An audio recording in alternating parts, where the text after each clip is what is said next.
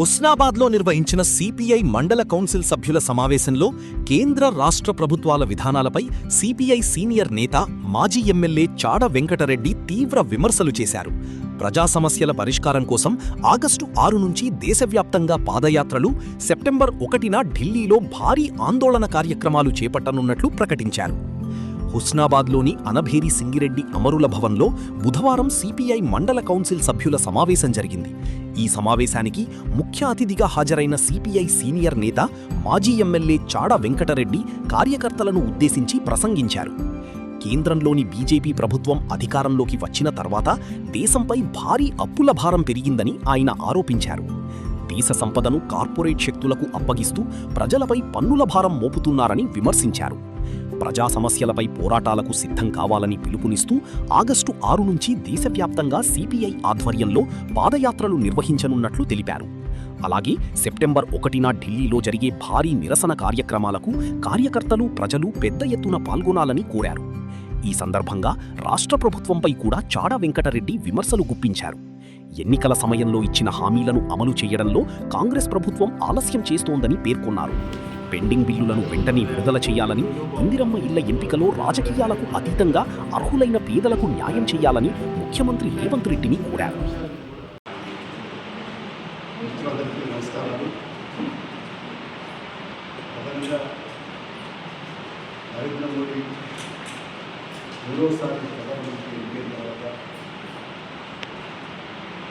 రాజ్యాంగ ఉల్లంఘనలు పాల్పడ్డారు.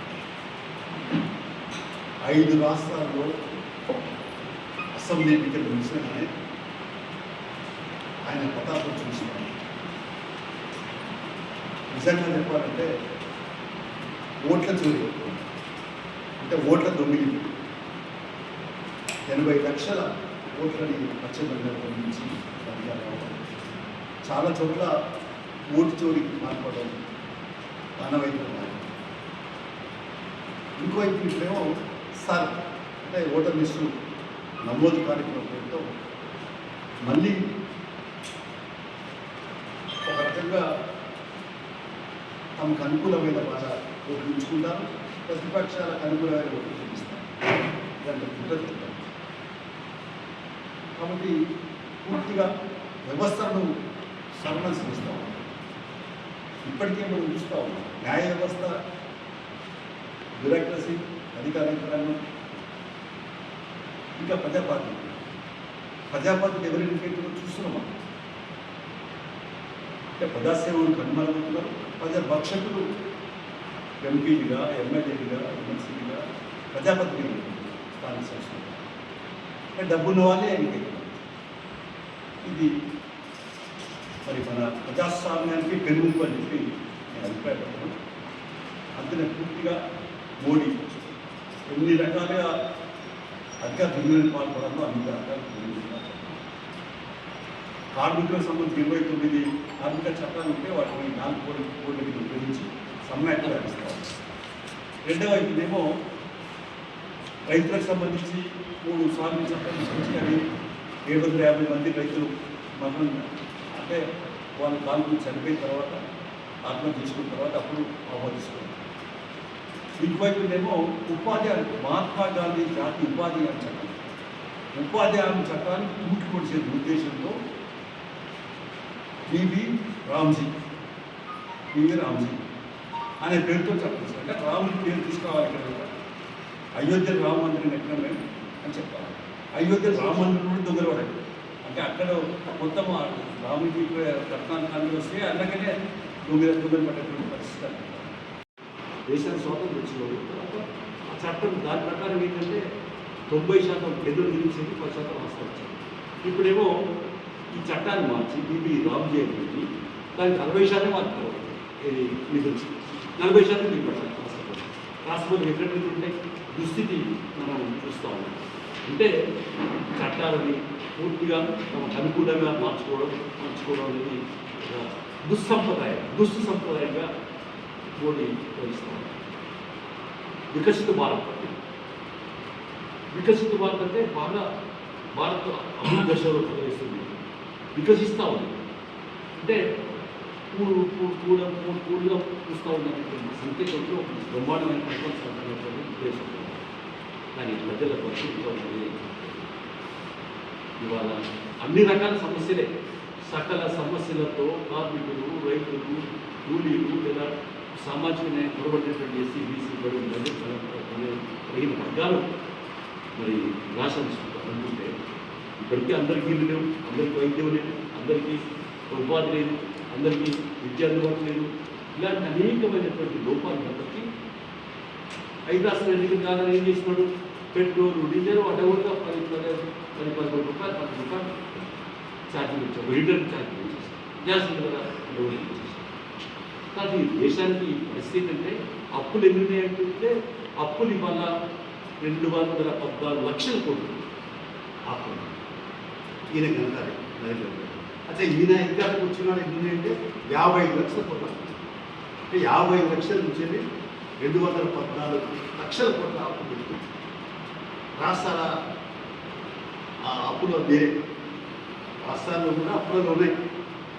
అంటే అప్పులు తెచ్చి వీళ్ళు అవుట్ టు క్యాష్ ఓట్ల రాజకీయాలు చేస్తారు, ప్రజల బతుకుతో ఆడుతున్నారు.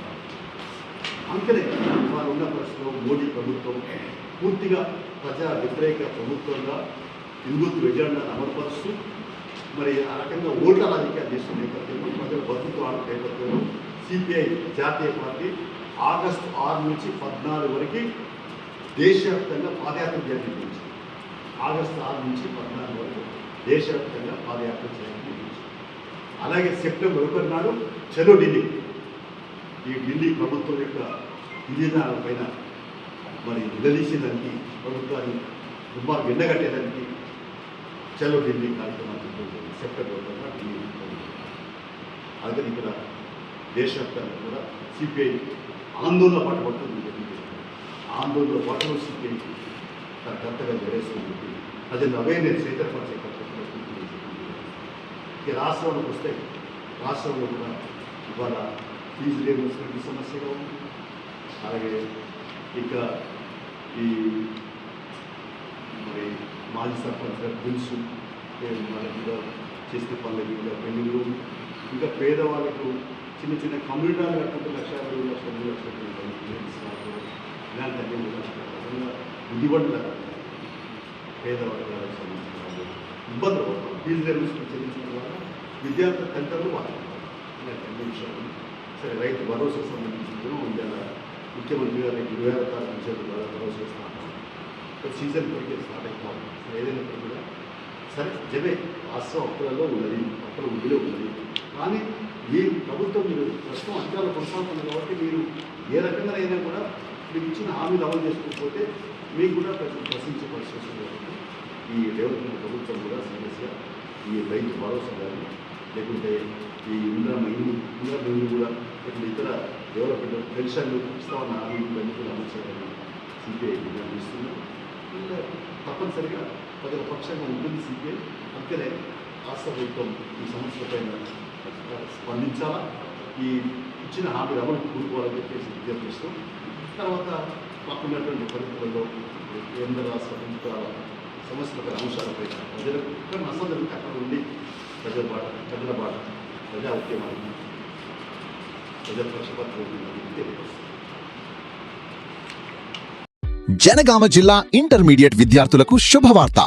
తెలంగాణ రాష్ట్రంలో ఇంటర్మీడియట్ విద్యలో అద్భుత ఫలితాలు సాధించి వేలాది మంది విద్యార్థుల విజయాలకు మార్గదర్శకంగా నిలిచిన విద్యాసంస్థ ఏకశిల ఎలైట్ జూనియర్ కాలేజ్ ఇప్పుడు జనగామలో ప్రారంభమైంది. 24 సంవత్సరాల సుదీర్ఘ అనుభవంతో dynamic chairman doctor Gouru Tirupati Reddy గారి పర్యవేక్షణలో విద్యార్థుల బంగారు భవిష్యత్తు కోసం అంకిత భావంతో ముందుకు సాగుతున్న జనగామ జిల్లాలోని మొట్టమొదటి కార్పొరేట్ జూనియర్ కళాశాల ఏకశిల ఎలైట్ జూనియర్ కాలేజ్.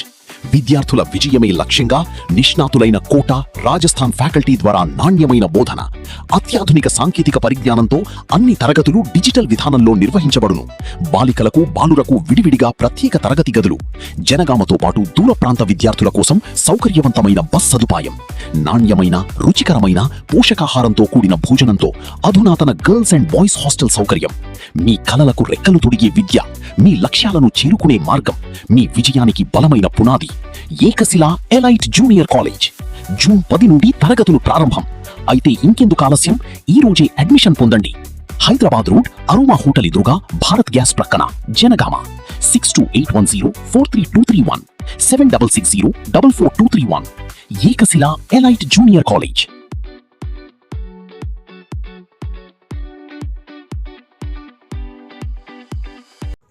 అతి తక్కువ సమయంలో మీ వ్యాపార సామ్రాజ్యాన్ని పెంచుకోవాలనుకుంటున్నారా? తక్కువ ఖర్చుతో ఎక్కువ పబ్లిసిటీ చేయాలనుకుంటున్నారా? అయితే ఇంకెందుకు ఆలస్యం, మీ జేఎన్టీవీ తెలంగాణ ఛానల్లో అతి తక్కువ ఖర్చుతో ప్రకటనలివ్వండి. అత్యధిక లాభాలను సాధించుకోండి. వ్యాపార, వాణిజ్య, పాఠశాలలు, వైద్యశాలలు, హోటళ్లు, వస్త్ర దుకాణాలు, అన్ని రకాల వ్యాపార ప్రకటనల కొరకు సంప్రదించండి. మా ఫోన్ నంబర్స్ 8558280881 9247896607.